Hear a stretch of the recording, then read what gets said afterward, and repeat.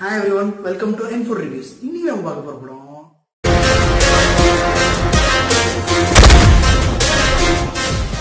STR, Mahat, Yogi Babu, Megha ஷாட், கேத்ரின் தெரசா மற்றும் பலர் நடிச்சு சுந்தர் சி இயக்கியிருக்கிற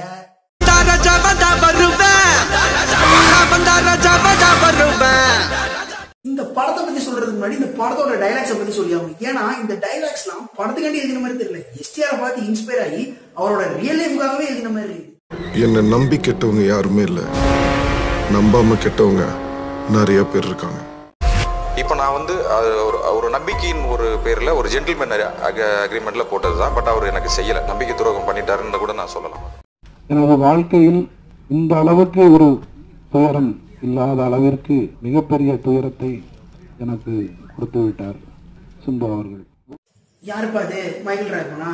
நீங்களே விஜயகாந்த் பேக் ஸ்டாப் பண்ணாங்கன்னா நீங்க பேசலாமா? இந்த படத்துல STRோட நடிப்பை பத்தி சொல்லணும்னா உண்மையை சூப்பரா பண்ணிருப்பாப்ல. நம்ம எல்லாருமே தெரியும் STR ஒரு சிங்கிள் டேக் ஆர்டிஸ்ட் அப்படின்ட்டு. என்னதான் டேரக்டர் காலைல 9 மணிக்கு ஷூட்டிங் வச்சாலும் எப்படியா சாயங்காலம் 4-4:45 வந்து நடிச்சு கொடுத்துருப்பாப்ல. இந்த படத்துல தெலுங்கு வெர்ஷனோட கம்பேர் பண்ணும்போது இந்த படத்துல STR சூப்பரா பண்ணிருக்காருன்னு சொல்லலாம். என்ன படத்துல காஸ்டியூம் சரியில்லை, தொப்பையெல்லாம் பயங்கரமா தெரியுது. எங்களுக்காண்டி இந்த தொப்பையை குறைச்சிட்டு கொஞ்சம் 6 பேக் வைங்க தலைவா. சத்தியமா சொல்றேன், தொப்பையை கம்மி பண்றதுக்கு அவ்வளோ கஷ்டம். நீங்க வேற நம்ப மாட்டீங்க, ஒல்லியானாலும் இந்த தொப்பை போறது வெரி பேட். என்ன தலைவா நீங்க எப்படி சொல்லாம? ஒரு காலத்துல எப்படி என்னெல்லாம் பண்ணியிருந்தால் நீங்க சும்மா சொல்லக்கூடாது. இந்த ஒன் சைட் பிளாக் ஸ்லீவ்லெஸ்ல சும்மா சூப்பரா இருக்க தெரியுமா? அடுத்த படத்தோட ஹீரோயின்ஸ் மேகா ஷாட், கேத்ரின் தெரசா. பொதுவா ஒரு குற்றச்சாட்டு இருக்கும், என்னன்னா சுந்தர் சி படத்துல வந்து ஹீரோயின்ஸ் கிளாமருக்கு தான் யூஸ் பண்றாரு அப்படின்ட்டு. ஆனா இந்த படத்துல எடுக்கலாம் தேவி வா, தேவி வா. இந்த படத்திலே அதுதான் யூஸ் பண்ணிருக்காப்ல. அடுத்து சுந்தர் சி கண்டிப்பா பாராட்டியே ஆகணும். ஏன்னா STR வச்சு ஒரு படத்தை ரொம்ப ஷார்ட் பீரியட்ல எடுத்து ரிலீஸ் பண்ணிருக்காப்ல.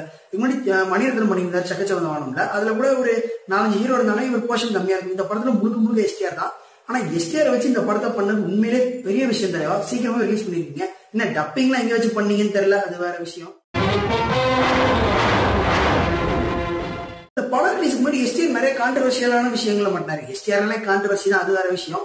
குறிப்பா சொல்லணும் இந்த பீப் சாங் இஷ்யூ, அப்புறம் இந்த ப்ரொடியூசர் கவுன்சிலோட பிரச்சனை, இந்த ரெட் கார்டு பிரச்சனை எல்லாம் போய்கிட்டு இருந்துச்சு.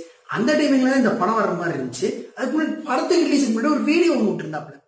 இந்த பால் அபிஷேகம் பேனருக்கு பதிலா உங்க அம்மாவுக்கு ஒரு புடவை, உங்க அப்பாவுக்கு ஒரு சட்டை, உங்க தங்கச்சிக்கு ஒரு சாக்லேட், ஏதோ ஒண்ணு. என்ன மனுஷன் எனக்கு பாக்கெட் எல்லாம் பால் ஊத்தாதீங்க. பாக்கெட்ல அண்டால ஊத்துறீங்க.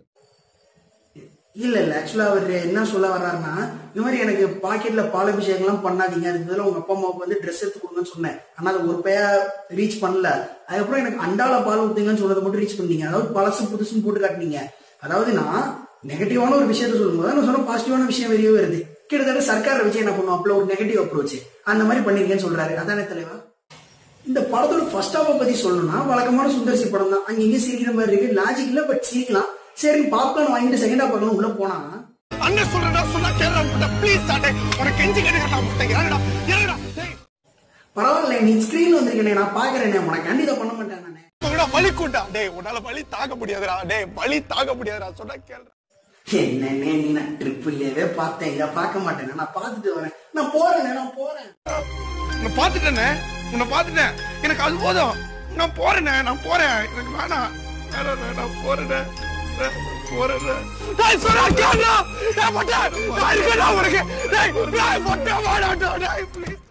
அடுத்து படத்தோட மியூசிக் டைரக்டர் ஹிப்ஹாப் தமிழாவை பத்தி சொன்னா நம்ம எல்லாருக்குமே தெரியும். அவர் ஒரு வெர்சடைல் மியூசிக் டைரக்டர். ஒரு பாட்டுக்கு இன்னொரு பாட்டுக்கு பயங்கர டிஃபரன்ஸ் காட்டுவாப்லன்னு.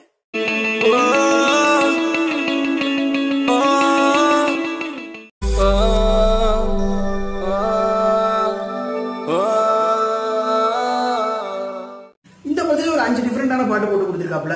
குறிப்பா சொன்னா எனக்கா ரெட் கார்டு எடுத்து பாரு ரெக்கார்டுங்கிற பாட்டு STR பண்ண ரெக்கார்ட்ஸே அவரோட சாதனைகளையும் குறிக்குதுன்னு சொல்லலாம். எனக்கா ரெட் கார்டு எடுத்து பாரு என் record.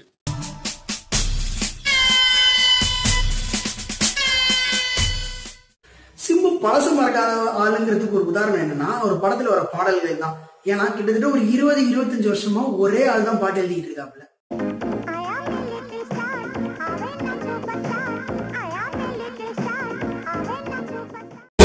I am a little star, I'm a super மொத்தத்துல இந்த படத்தை நீங்க உங்க ஃபேமிலியோட போய் தியேட்டர்ல பாத்தீங்கன்னா அதோட பல பேர் நெஞ்சு விரிச்சு செத்துருவாங்க. இப்ப புரியாது, படத்தை பார்த்துட்டு வெளில வரும்போது தான் தெரியும் நான் ஏன் உங்களை ஃபேமிலியோட போய் பார்க்க சொன்னேன்ட்டு. அப்ப புரியல, இப்ப புரியுது, இப்ப புரியுது.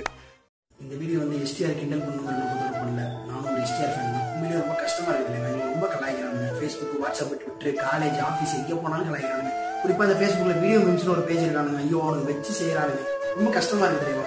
எங்களுக்காக ஒன்னே ஒன்று தான் பண்ணுங்க, உங்களுக்காக நாங்கள் நிறைய பண்ணியிருக்கோம். கிட்டத்தட்ட உங்களோட 3 வருஷம் படம் வரல, அப்போ உங்க கூட தான் இருந்தோம், உங்களுக்கு தான் ஃபேனா இருந்தோம், இப்பவும் இருக்கும், எப்பவும் இருக்கும்.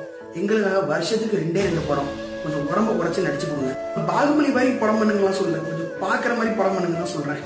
ஒன்னே ஒன்று தான் தலைவா, நம்மள கலாய்ச்சவங்களுக்குலாம் முன்னால நம்ம பாக்ஸ் ஆஃபீஸ் கலெக்ஷன் காட்டணும் தலைவா. நம்மள பட்டினி போட்டவங்களுக்குலாம் நம்ம சாப்பாடு போடணும். மறக்காம சர்ப்ரைஸ் பண்ணுங்க. தேங்க்யூ.